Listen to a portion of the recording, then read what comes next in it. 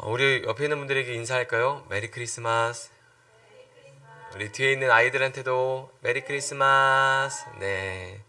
메리 크리스마스는 예수님을 기쁘게 경배해요라는 뜻입니다. 예전에는 예수님을 믿는 사람이나 믿지 않는 사람이나 크리스마스가 되면 서로 어떻게 인사했죠? 메리 크리스마스 이렇게 인사를 했습니다. 그러나 최근에 미국에서는 크리스마스라는 용어도 특정한 종교의 것이라고 여기고 다른 종교를 배려해서 사용하지 않고 있습니다. 주마다 조금씩 다를 수 있지만 그래서 해피 홀리데이라는 말을 사용합니다. 제가 올해도 한국에서 해피 홀리데이라는 문구를 수차례 봤던 것 같아요. 이렇게 어디 지나가다 보면 해피 홀리데이라고 붙어 있더라고요. 그만큼 세상은 예수님을 기뻐하고 예배하는 것을 반기지 않는 것 같아요. 그렇다면 최소한 예수님을 하나님의 아들 구원자로 믿는 우리 그리스도인들이라면 우리라도 제대로 메리 크리스마스를 보내야 하지 않을까요? 오늘 누구보다 예수님을 즐겁게 예배하는 우리 모두가 되기를 바랍니다. 예수님의 출생에 대해서 궁금해하는 사람들이 있습니다. 여러분은 어디에서 태어났습니까? 저는 어디서 태어났죠? 서울 강남에서 태어났습니다. 맞아요. 여러분 어디에서 태어나셨어요? 어디서 태어나셨어요? 여기 어디서 태어나셨어요? 부산. 부산. 옛날에 어른들이 아이들을 놀린다고 너는 사실은 엄마 다리 밑에서 주웠다 막 이런 이야기들 많이 하셨잖아요. 그리고 그 말을 들은 아이들 중에서 무서워서 우는 아이들도 있었습니다. 다리 밑에서 주웠다, 뭐 배 타고 데려왔다. 그 의미를 제가 한 20대 중반 돼서 알았던 것 같아요. 아, 그런 의미구나. 그렇다면 예수님은 어디에서 태어나셨습니까? 예수님 어디에서 태어나셨죠? 유대 땅 베들레헴에서 태어나셨어요. 우리 서준이, 유준이 들어. 여기 보세요. 예수님 어디에서 태어나셨어요? 마구간 아니에요. 그 전에 어떤 땅에서 태어나셨어요? 따라해 보세요. 유대 땅 베들레헴. 맞았어요. 지금 뭐 예배 드리고 있는 거죠? 사실 너희한테 질문하려고 이거 내가 많이 준비해 왔는데 왜 예수님은 유대 땅 베들레헴에서 태어나셨을까요? 그 땅이 그 시대에 가장 좋은 장소였을까요? 아니죠. 그냥 작은 시골 마을이었습니다. 하나님이 그렇게 정하셨기 때문에 예수님이 유대 땅 베들레헴에서 태어나신 거죠. 그럼 또 하나 질문. 예수님은 태어나셨을 때 어디에 계셨을까요? 마구간 구유에 계셨죠. 네, 서준이가 계속 틀려요. 서준아, 예수님 어디에 계셨어요? 태어나서? 마구간 구유에 계셨어요. 그렇죠? 유대 땅 베들레헴에서 태어나셨을 때 말 구유에 있었단 말이에요. 그럼 왜 예수님은 말 구유에 누워 계셨을까요? 오늘 본문에서 읽었는데 왜 예수님은 말 구유에서 태어나셨을까요? 그 시대에 가장 좋은 시몬스여서 예수님이 거기서 태어나셨을까요? 빈방이 없었기 때문이죠. 우리도 명절이나 연말이 되면 어디를 가도 사람이 많죠. 제가 올해 설날에 가족 모임을 이제 하남에서 갔고 하남 스타필드를 한번 가보고 싶어서 갔다가 가는 길에서 돌아와야 했습니다. 왜냐하면 주차장으로 들어가는 그 길에서 수키로 떨어진 곳에서부터 차들이 줄을 서 있더라고요. 근데 한 곳만 그런 게 아니라 스타필드로 들어가는 모든 입구가 마치 이렇게 줄이 다 서 있는 거예요. 그래서 거기서 돌아서 집에 가는데도 30분이 걸리겠더라고요. 가까운 거리인데 5분이면 가는 거리인데 그래서 차를 돌렸습니다.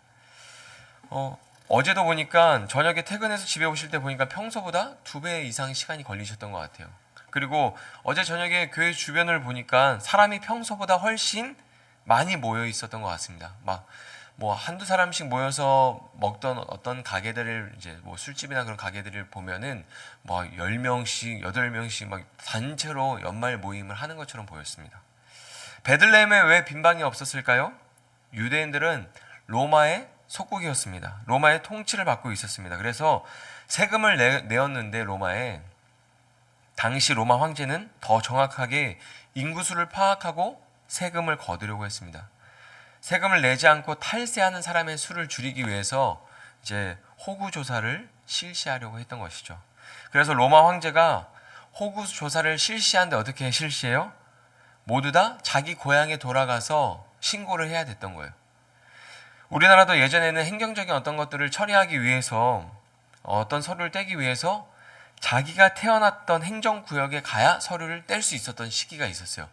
제가 아주 어릴 때, 아니면 태어나기 전인가요? 잘 모르겠는데 아주 어릴 때 보면 그 서류를 떼기 위해서는 그 행정구역으로 가야만 서류를 뗄 수 있었던 시기가 있어요. 지금은 편해서 어디서든지 사는 곳에서 뗄 수 있지만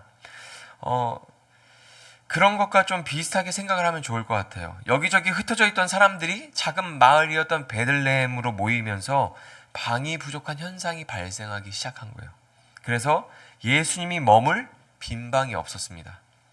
예수님은 왕으로 오셨지만 계실 곳이 없었습니다. 사람들은 첫 단추를 잘 껴야 된다 그러잖아요. 그렇죠? 그래서 돌잔치 할 때 무엇을 잡는가가 세상 사람들한테 굉장히 중요합니다. 하지만 예수님은 눈 뜨자마자 첫날부터 고생하는 거예요. 머물 방이 없어요. 눈 떠보니 말구유입니다. 이런 모습은 하나님이 택한 백성이라고 하는 유대인들의 마음을 반영해 주는 것 같아요. 온 세상의 왕으로 오셨지만 예수님이 머무실 곳이 없습니다. 예수님에게 빈방을 내어드리는 사람이 없습니다. 우리의 마음에 왜 빈방이 없을까요? 신앙생활 하지만 욕심이 가득 차 있기 때문이죠. 신앙생활 하지만 세상의 기쁨을 쫓아서 그 기쁨이 내 안에 가득 차 있기 때문이죠. 신앙생활을 하지만 세상의 염려와 내일의 어떠한 걱정이 가득 차서 예수님께 내어드릴 빈방이 없는 거죠. 그래서 우리 마음에 예수님이 머물 빈방이 없습니다. 예수님은 온 세상의 왕으로 이 땅에 오셨습니다. 그런데 더 중요한 것은 온 세상의 왕으로 오신 예수님께서 내 삶의 왕이 되어야 하는 것이죠. 온 세상의 왕으로 구주로 오신 그 주님께서 내 삶의 왕으로 오셔야 되고 나의 구주가 되셔야 하는 겁니다. 여러분, 사람들은 다 압니다. 예수님이 이 땅에 왕으로 오셨다는 것을 다 압니다. 예수님이 그리스도다라는 사실을 다 압니다. 믿든지 안 믿든지 그 이야기를 다 듣죠. 그런데 온 세상의 왕으로 오신 것보다 나의 왕으로, 내 삶의 왕으로 오셔야 합니다. 하나님은 예수님이 오실 때 일어날 일에 대해서 미리 말씀해 주셨죠. 하나님은 구원자가 오실 때 나타나는 징조와 장소에 대해서 말씀해 주셨습니다.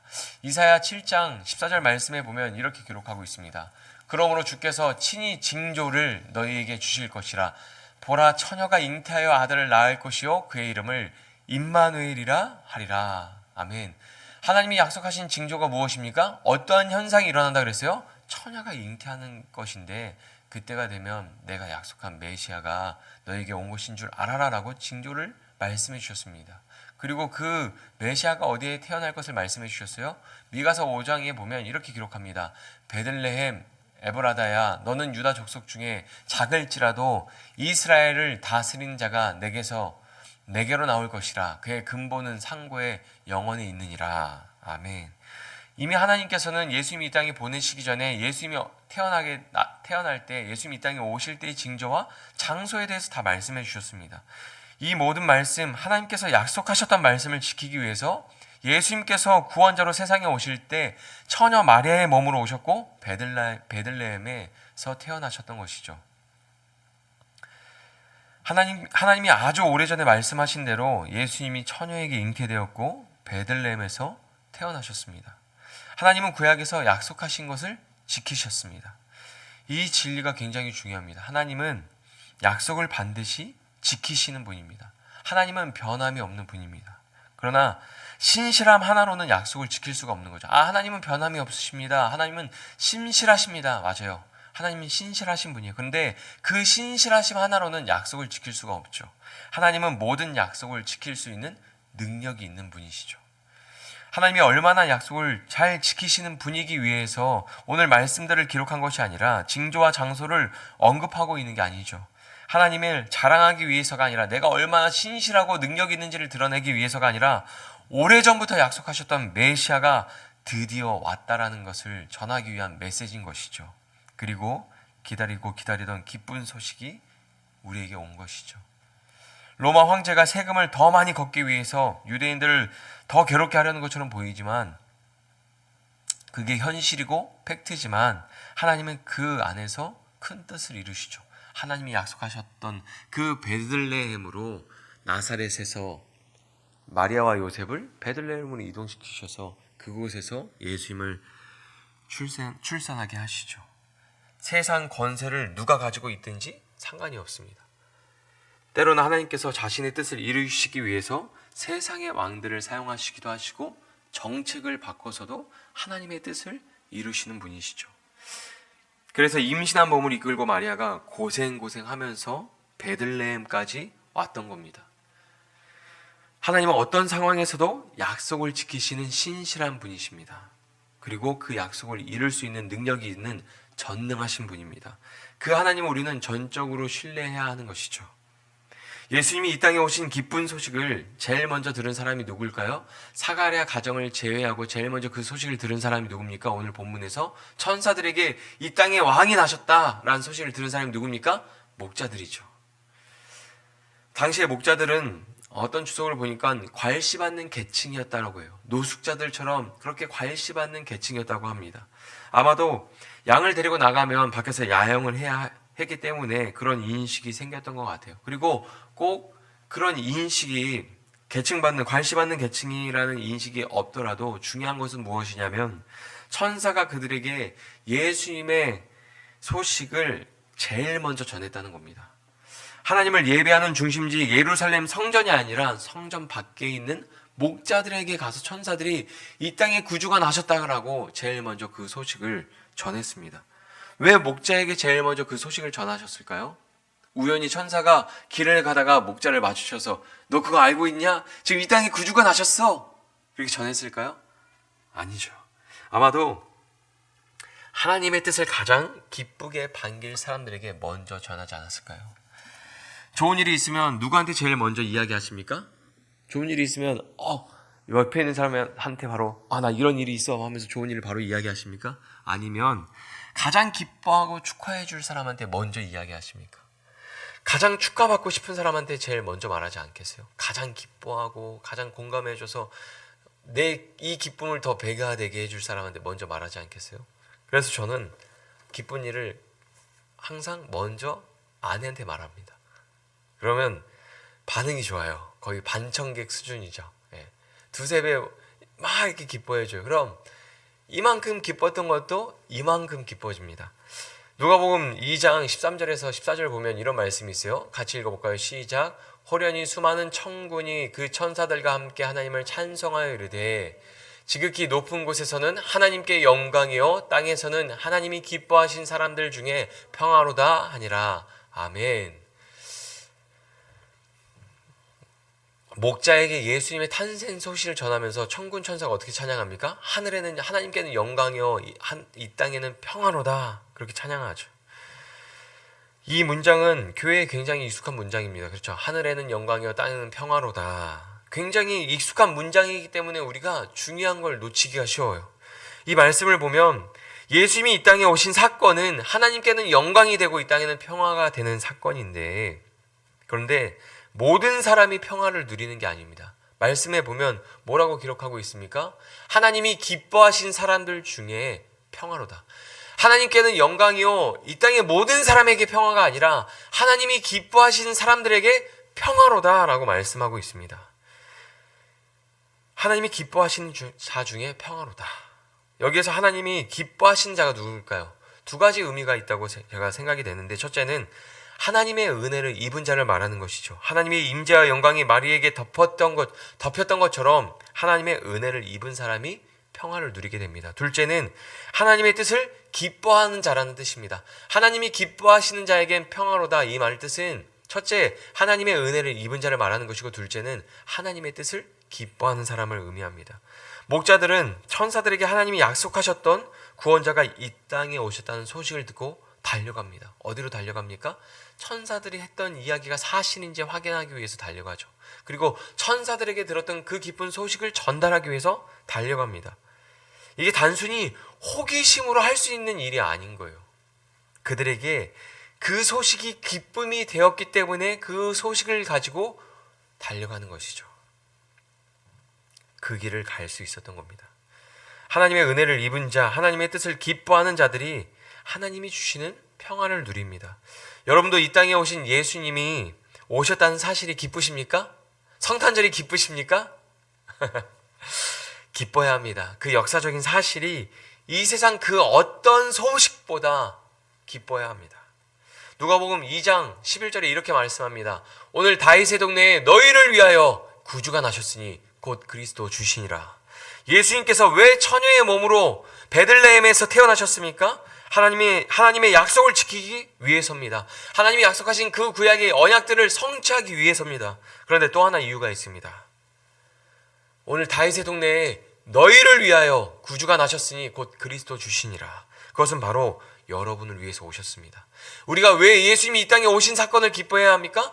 예수님이 나를 위해서 오셨기 때문입니다.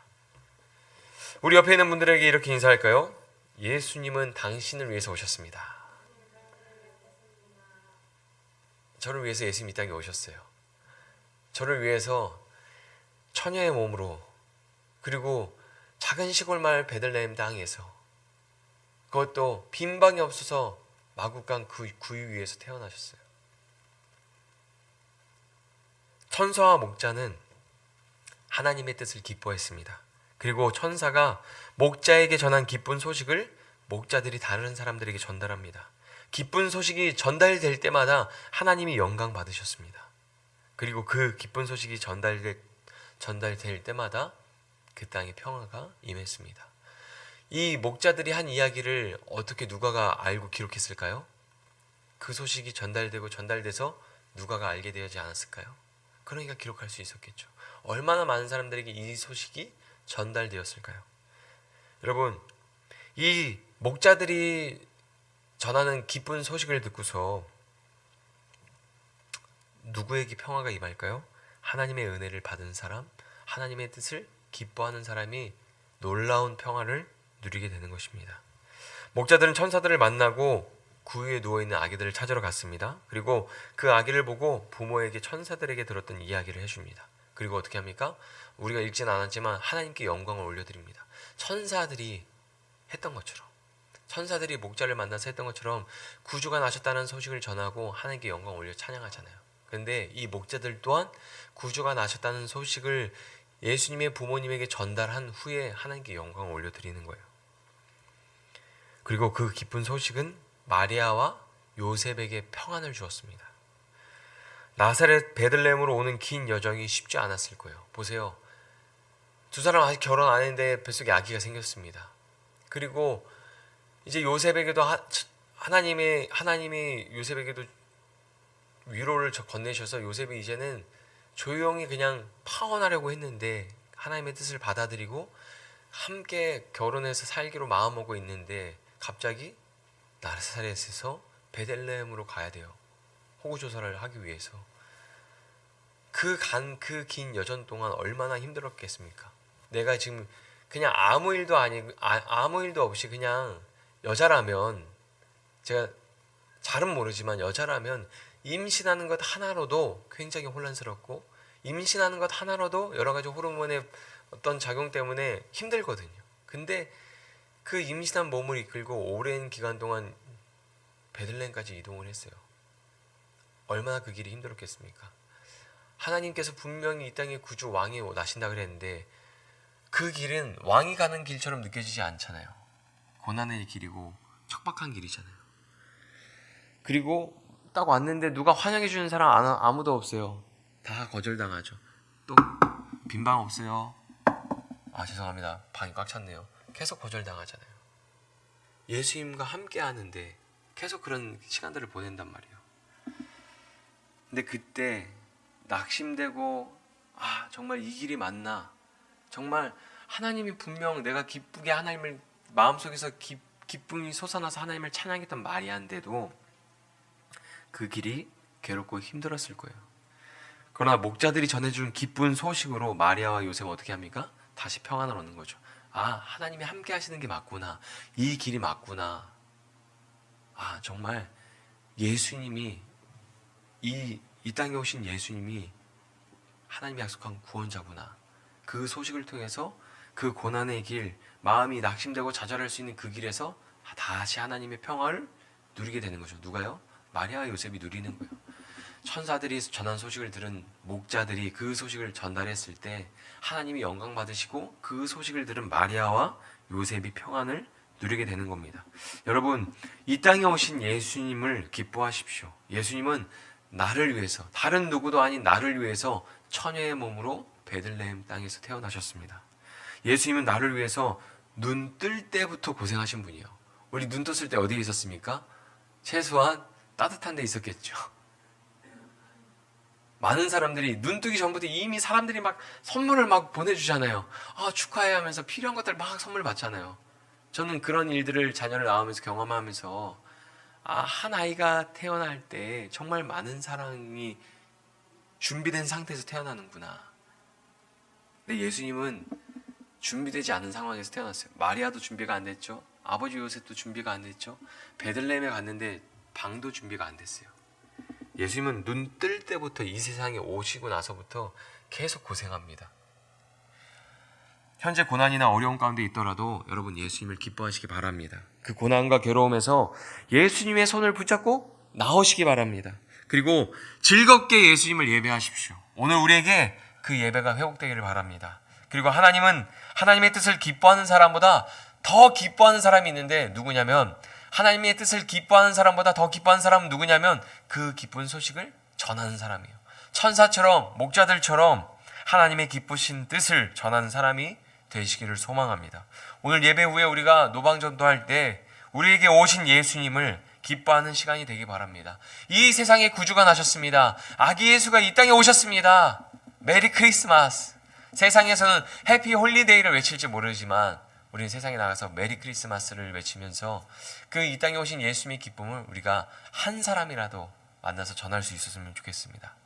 마리아와 요셉이 목자들을 만나서 기쁜 소식을 듣고 평안을 누렸던 것처럼 오늘 이 시간 우리가 노방전도할 때 누군가는 그 소식을 듣고 맞아, 예수님이 이 땅에 오셨지, 나를 위해서 오셨지, 다시 삶의 그 고난과 척박한 인생에서 평화를 누릴 수 있기를 소망합니다.